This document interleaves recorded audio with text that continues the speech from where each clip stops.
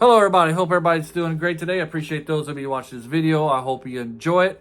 And today we're going to go back in time to the good old year, about 1982, I believe this movie is made, maybe 1983. We're going to talk about Swamp Thing. I did see this as a kid. A couple things I didn't realize at that time, that this was a DC comic character. Didn't know that. Didn't really know that Swamp Thing was a DC character till I played Injustice or Injustice, whatever. Injustice, those video games. So that kind of shows you my comic knowledge there. Very little. But as a kid watching this, I did enjoy it. A couple things that scared me was, one, at the end where the villain turns into like a pig-like creature. And also at the beginning where he turns into, where he gets turned into fire. I thought that was very cool. I know as an adult, as it, like whole guy was on fire, like unlike today where you can use CGI to show somebody being on fire. They actually lit somebody on fire and he's running around and dives into the swamp. That's a very dangerous stunt there. So, kudos to the stuntman who was able to pull that off. And then, so what is Swamp Thing about? Well, Swamp Thing is about a scientist, or this movie is anyway, it's about this scientist who's trying to create a way for food to be able to grow and anywhere on the planet, especially in deserts, to solve the food crisis, so people don't have hungry, so you have plenty of food. And you have these people within the government who kind of try to steal his experiment for their own profit, for their own use. It turns out that not only can you use his discoveries for good and growing food, but you also can, turns out, mutate people into like hybrids of half animal, half plant, half person, stuff like that. So you got these other villains here trying to use it for their evil deeds, for military purposes. So the couple of things that I noticed going through this, since like 2015-ish, 2017, people from Hollywood, these millennials, okay, I'm not going to go down on these generations things, but, these new people in Hollywood are always talking about how there's never any strong women in movies, especially in the 80s and the 90s. This movie, all you got to do is watch it. Completely debunks this. And if you're somebody who watches a lot of movies, especially you grew up in that time period, you know that there was plenty of strong women that were there, that were in these movies back in the day, back in the 80s and 90s, even before 50s, 60s. There's always been a strong woman character. Anyways, in this movie, you do have a strong woman character. You got this lady who comes from the government. Yes, she's kind of feminine in her figure-wise, but, in this movie, she's able to defend herself. She is running away from the bad guys a lot. Of course, they got guns. She don't really have guns, but in the beginning, when they're starting to overtake the camp, she has to defend herself. She fights like a woman would. Like, she can't overpower them, because she's kind of weaker than a man. But she knows where what's it say the weak spots of a man is. She's able to get a gun. Unfortunately, when she does get a pistol, it's like an old crappy pistol, and it kind of backfires on her, so it's like basically pointless. However, she is in survival mode. She's continually running away, hiding, doing whatever she can to avoid these militia men, and who, like I said, they're trained guys. They're trained for combat. But she is a strong character. Like I said, she can defend herself. She's knowledgeable. She knows what she's doing. And it's she actually has like a character. She's not just all masculine like they want to make women today in movies. They want to take away a woman's female, those female characteristics, and make them all manly, which to me is like really anti-woman type stuff. Back in the day, 80s, 90s, before the new generation started taking over Hollywood, you did have strong women who were able to hold their own and then keep, those female characteristics that's been out through history.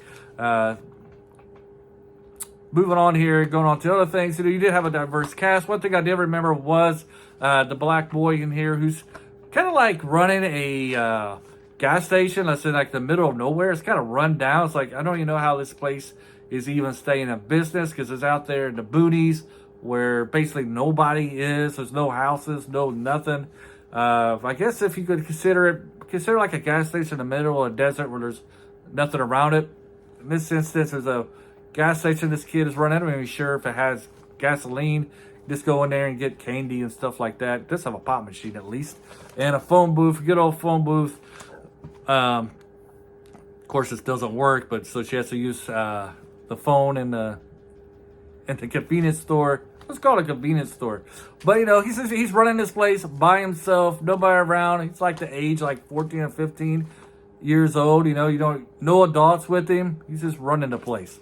And he plays some pretty good characteristics, a big role in this show as he's helping her escape and avoid these guys. He kind of knows the swamp area pretty well, and he's also, they kind of use him as showing that the swamp creature here has the ability to heal people, which comes into play later on in the movie.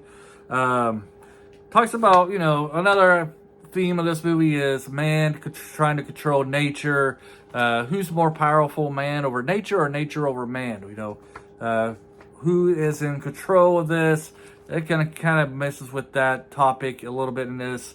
What do you guys think? Is man dominant over nature, or is nature dominant over man? It's a question that, as people we have to answer, have to come to terms with.